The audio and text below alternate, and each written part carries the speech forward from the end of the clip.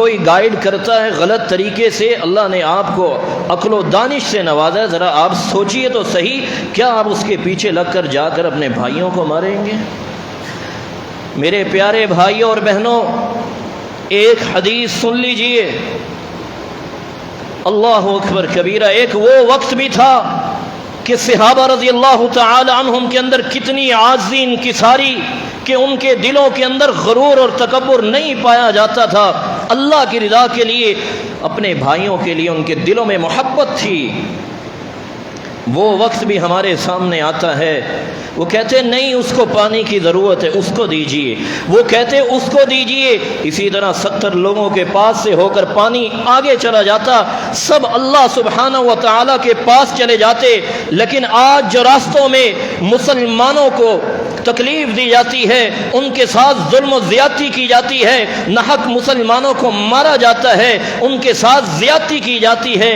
ظالم دل لوگ ایسے ہیں، ان کے آنکھوں سے آنسو کیا، وہ تو دل کے اندر مسکرا رہے ہوتے ہیں اور خوش ہو رہے ہوتے ہیں، دیکھا میں فلاں ہوں، لوگ کہیں گے یہ کتنا بہادر ہے، اس کی فلاں قوم ہے، اس نے اس کو مار دیا۔ میرے پیارے بھائی اور بہنوں،